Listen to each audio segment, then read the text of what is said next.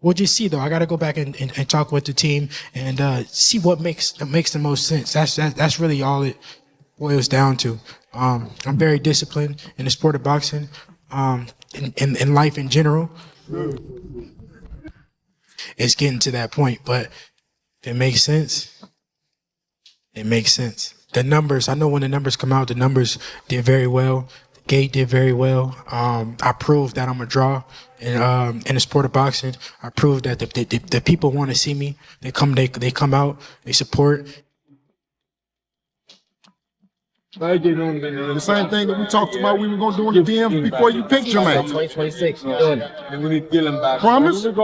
Remember, you promised. You're the promoter. Well, I got you. Listen, in the DMs, I got your word on it. All right, just stand on it. Good luck, handle that business, okay? I don't know. You know what I mean? You know, Devin's season. I just seen something the other day. Keyshawn was saying it like, you know what I mean? He was calling Devin out when he knew he wasn't even ready. You know what I mean? He was calling Devin out when he was 5-0, knowing he wasn't ready. So that season just... Devin Haney issues an ultimatum to Keyshawn Davis, demanding the contract be delivered while promising to systematically dismantle him with overwhelming force. Come out swinging, come out wild like he does.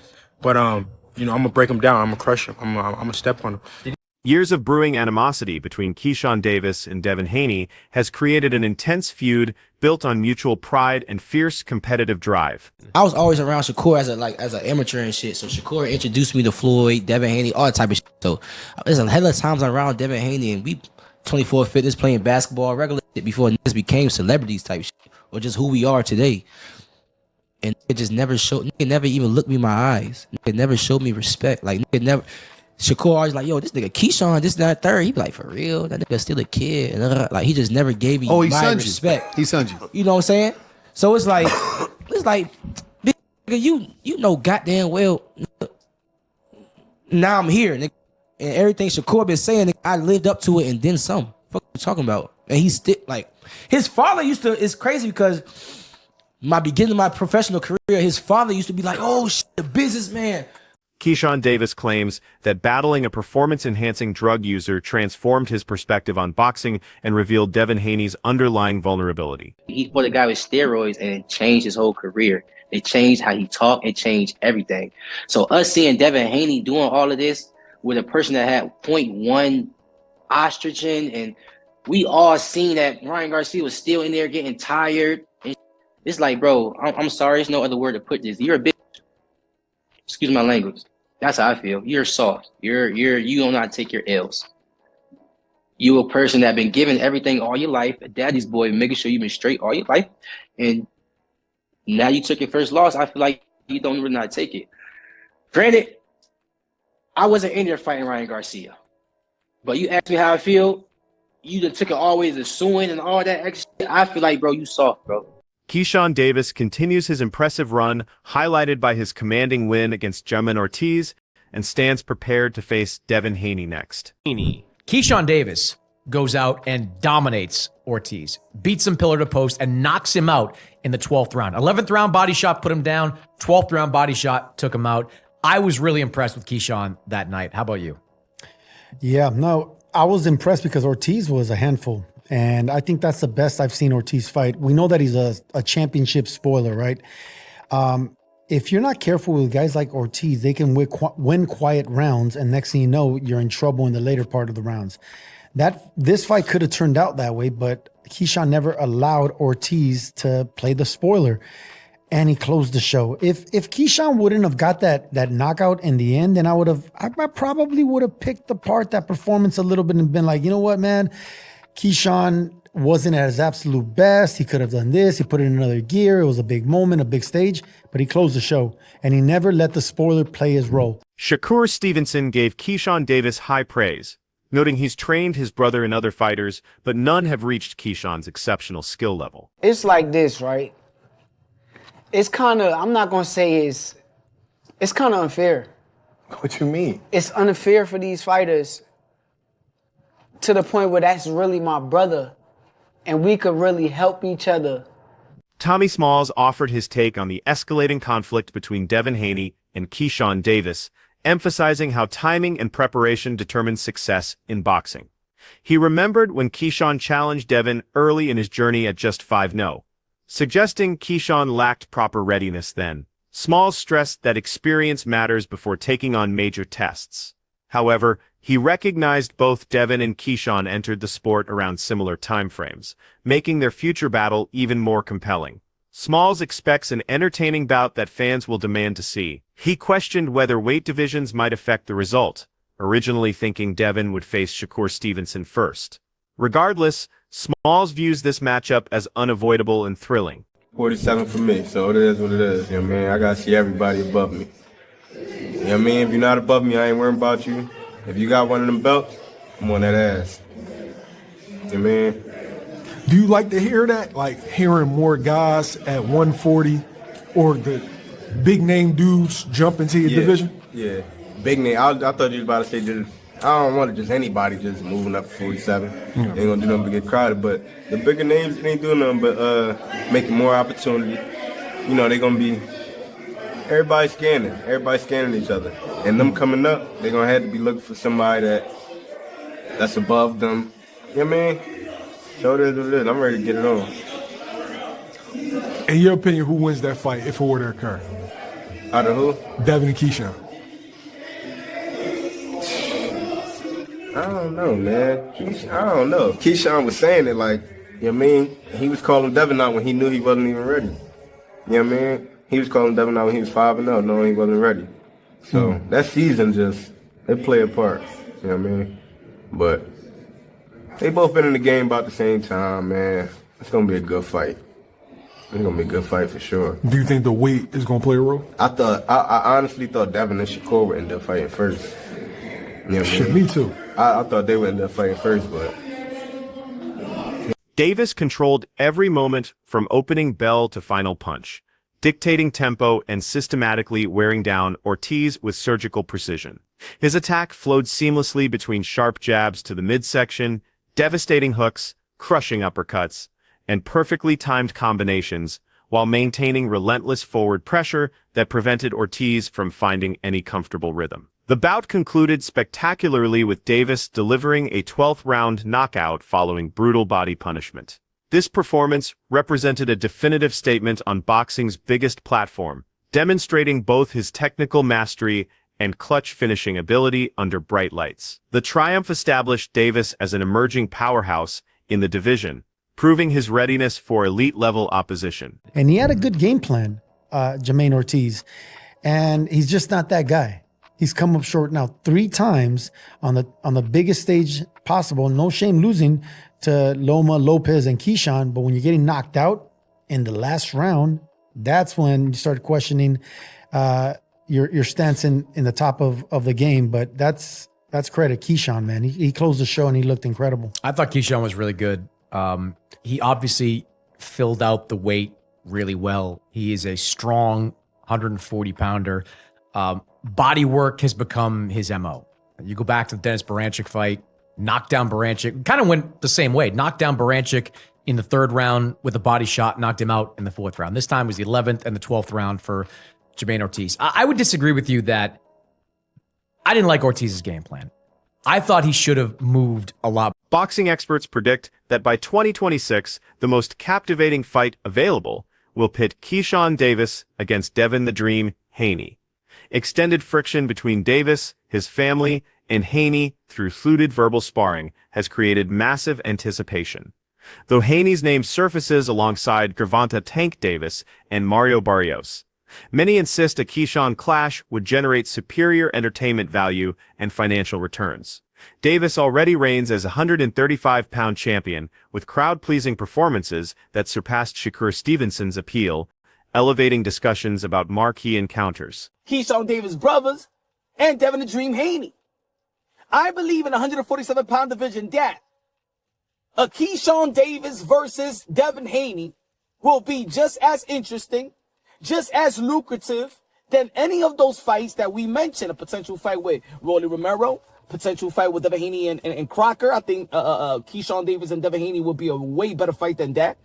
Mario Barrios, I think that Keyshawn Davis and Devin Haney promo will be way better than the Mario Barrios and Devin Haney. And of course, those are unification bouts, but we also in the landscape of boxing in which belts don't matter as much. It don't matter as much. It matters, but it don't matter as much. Keyshawn Davis was already a champion in the 135-pound division, and where he performed very, very well. The Fortune and Found landscape raises the stakes exponentially. Expert analysis reveals championship belts carry diminished importance in modern boxing's ecosystem.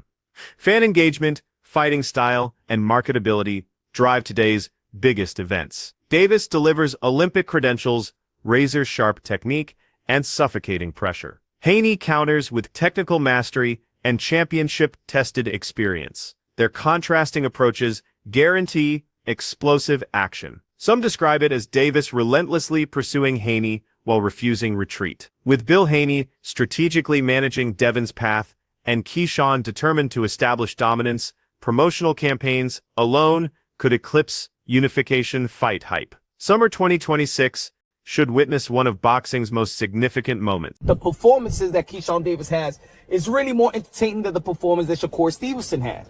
We was talking about Shakur Stevenson and Tank in the 135-pound division, but as Keyshawn kept emerging, he was already a conversation of Shakur, Keyshawn, and Davis, Keyshawn. Of course, we got Andy Cruz. They're going to be facing Murataya on the 24th, but look like that fight is not gonna happen.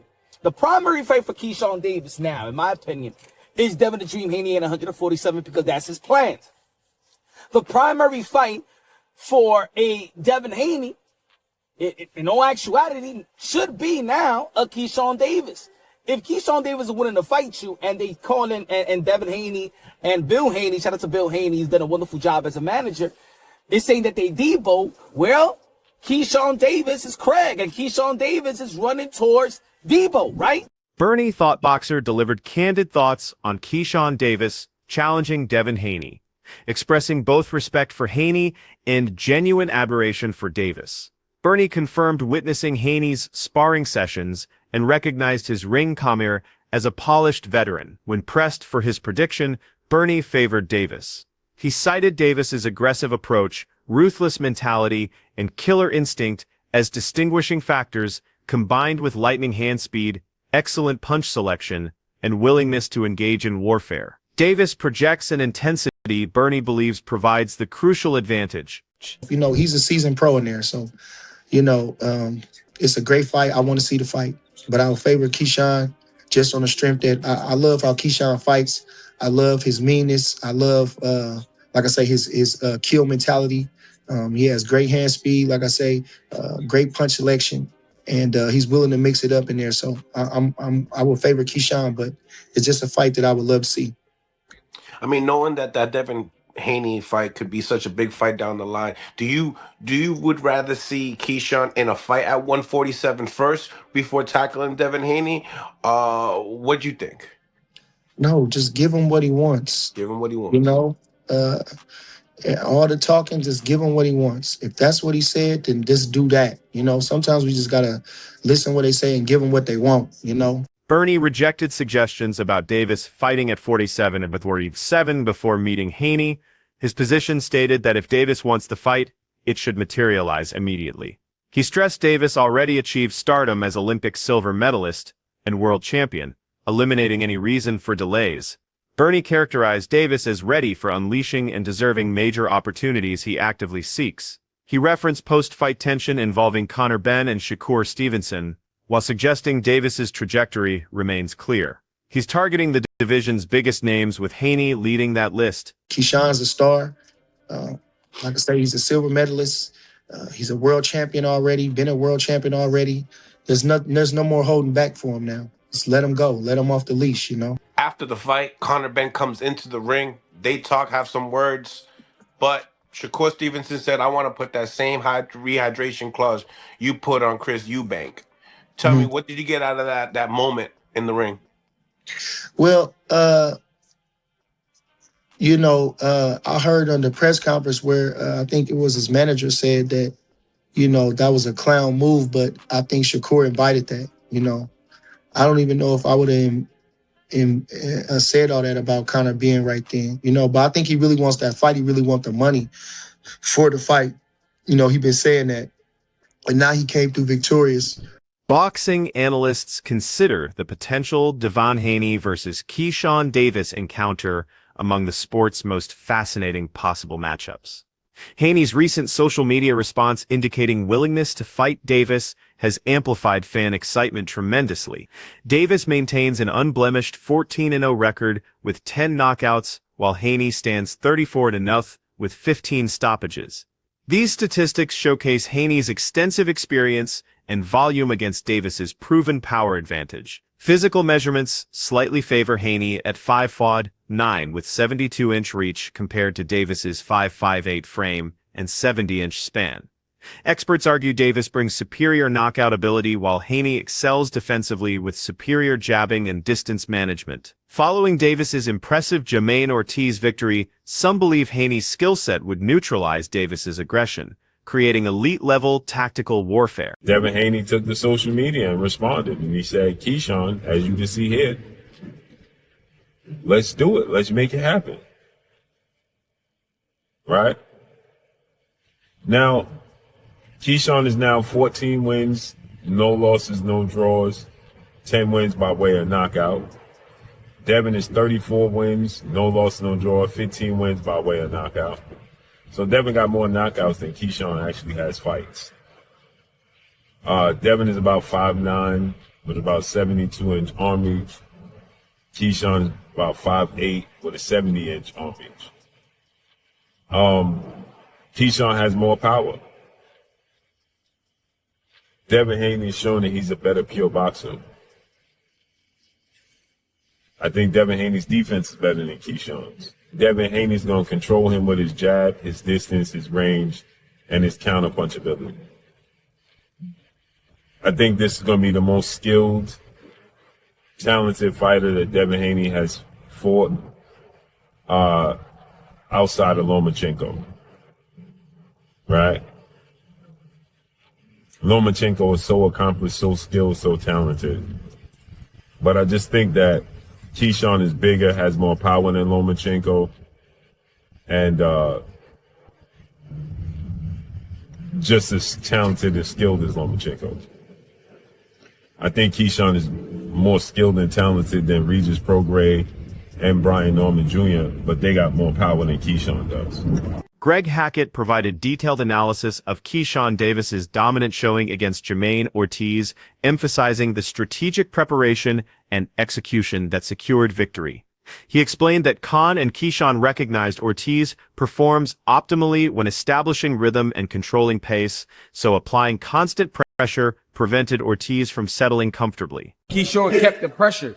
Him keeping that pressure wasn't allowing Jermaine to get set and set up whatever he needs. He did a great job pressing him.